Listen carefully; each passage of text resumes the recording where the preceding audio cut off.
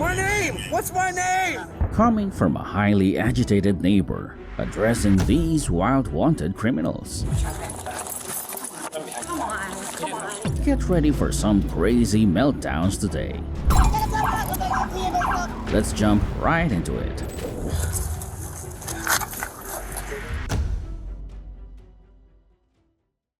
Joseph believed it was a great idea to carry his niece's friend across the street at night and leave her at his neighbor's house. Devontae, who lived there, was shocked by what he saw. He quickly intervened, took the child from Joseph, and called the police to report the incident.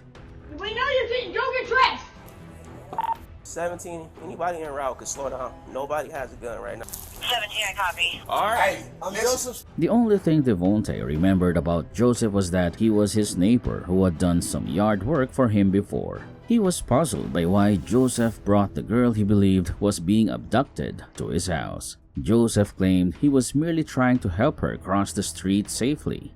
Help me, sir. 24. Hey, chill out. Chill out. Stop. 24. Alright. What? 39. My name! What's my name? While cuffed, Joseph's erratic behavior escalated as he tried to make sense of what was happening. He cried out for assistance, but his confusion and panic only amplified the chaos of the scene. His frantic reactions complicated the situation further, making it hard for others to manage what was going on. Help! Help! Help! As the police detained Joseph, his sister told them that her younger brother was not in a good mental state and needed urgent help. This became even more apparent during his interactions with the officers, showcasing his confusion and distress as the situation unfolded around him. Can you tell me about that? Yeah, help me. Okay.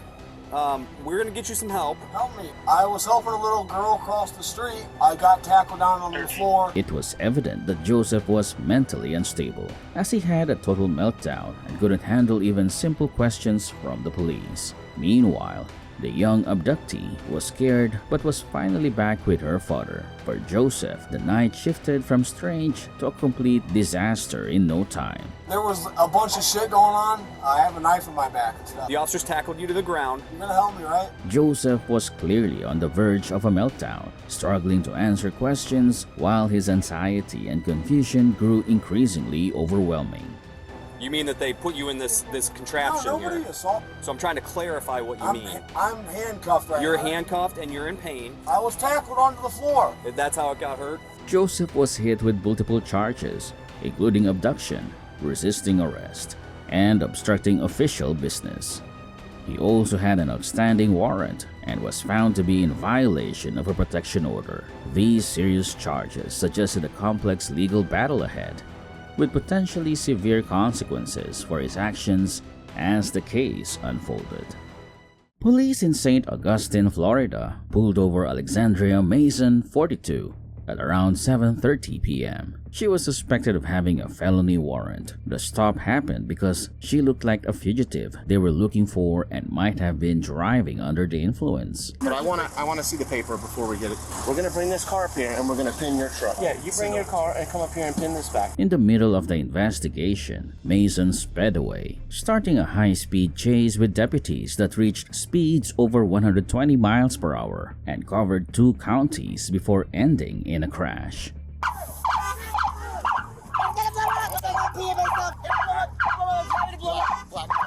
Once the chase ended, panic washed over the woman. She immediately pleaded with the officers for her phone and began urgently mentioning various medical issues. It seemed like a frantic attempt to steer the focus away from her actions and create a diversion to get the officers to back off or show some leniency. Please, I need my phone, sir, I need my phone. Please, sir, I need my phone. Why would you guys pit me like that? Why would you do that? You've really made things harder for yourself, Mason. And this immediate panic isn't doing you any favors. Okay, sir, first of all, can you please have my phone like you said you would? Something to drink, though, please. I have a cooler with fruit punch in it. Can I please have some?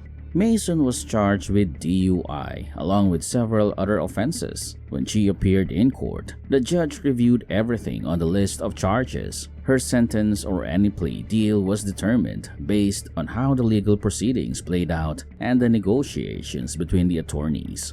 That's what the Lewy body dementia with Parkinsonism. I'm serious. I really can't think with these things behind me like this.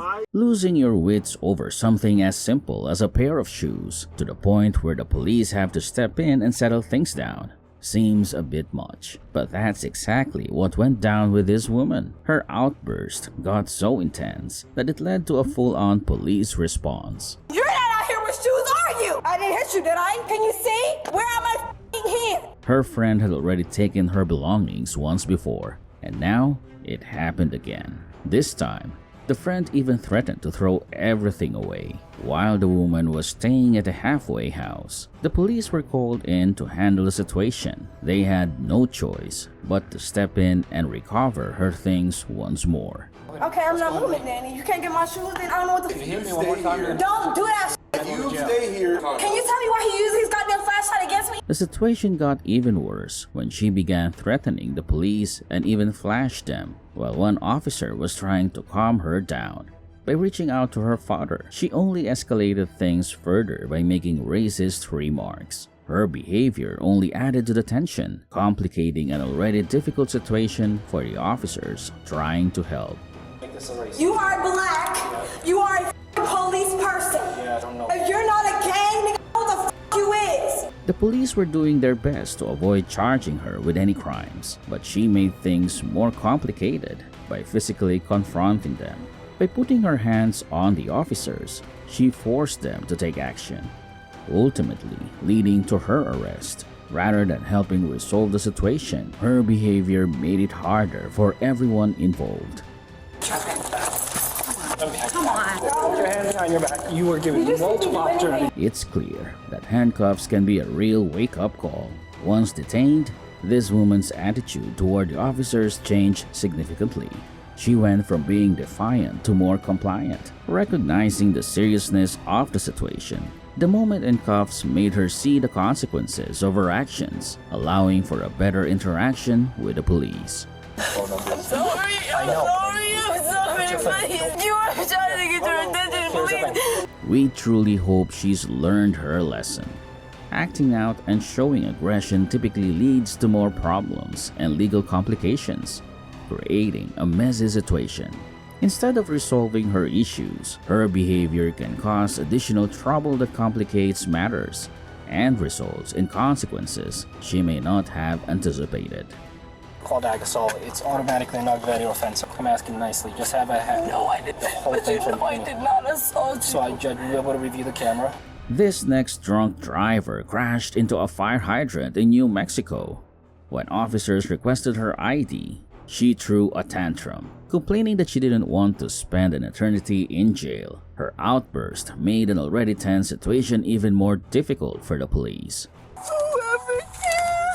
Sorry. Amanda sobbed as if it were the end of the world during her arrest, but her dramatic display wasn't doing her any favors. It was especially concerning given that her actions could have genuinely hurt someone, overshadowing her tears with the reality of the dangerous situation she had created. Amanda, her. But you're gonna put me in.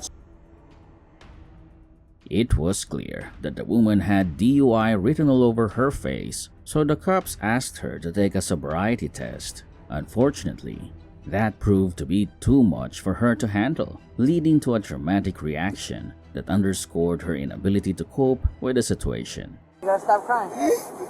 You guys are gonna put me in jail. Okay. I'm looking up No, right that's here. my pinky finger, my index finger. Amanda faced charges for DUI, failure to maintain her lane, and improper display of her registration plate. These offenses reflected her irresponsible driving habits and contributed to the legal trouble she encountered as a result of her actions during the incident. Initially, it was a silly argument between Denise and Jonathan over shoveling snow, but it quickly escalated into a major altercation. The conflict got so intense that they had to call the police to step in and manage the situation, as it was clearly getting out of hand. You need to chill out a little. Over here. I am. This is every day with you, Dennis. This is getting ridiculous. Trying to get me a hug. I just went like that to get him off me. Denise charged Jonathan with assault, but he offered his own account of the incident. While she portrayed him as the attacker, Jonathan argued that his actions had been misinterpreted. The differing versions of events added layers of complexity to the situation, leaving both parties with their own perspectives on the confrontation. I agree with you. This isn't okay. No. So then he pushed stuff behind your truck? Right there. Dennis, come here. The elderly man asserted he was pushed after being provoked. He maintained that his reaction was a direct response to the situation, framing himself as the victim in the heated exchange. I was trying to, I was right, Yeah, he threw me out. Jonathan's actions during the snow argument were confirmed when it was revealed that he had pushed Denise. Surprisingly, he also admitted to snapping the elderly man like a Pringle, which emphasized the volatile nature of the confrontation and his aggressive behavior. But he never listened to my side anyways. He never did try to tell me. He knows this multiple times. I told him, officers told him, and he kept on going, trying to run me over. I literally had to hop on top of the plow. Jonathan was having a tantrum even with the cops nearby, which showed just how volatile he was. It's easy to imagine how he would act without their presence. He would definitely be more aggressive and reckless, making the situation even more chaotic. After he knocked my phone off my hand and tried to, then he came out, hugged me like this. Get taken now, Jonathan.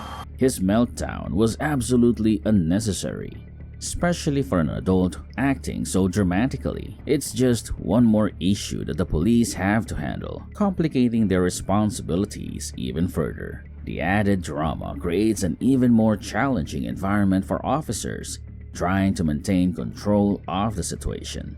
Jonathan, you gotta calm down, okay? Don't go over by him at all. So we're gonna have to cite them both. Jonathan faced charges of disorderly conduct and bail jumping, while Denise was also charged with disorderly conduct. Both individuals contributed to the chaotic situation, leading to legal repercussions that highlighted the seriousness of their actions during the snow-related altercation.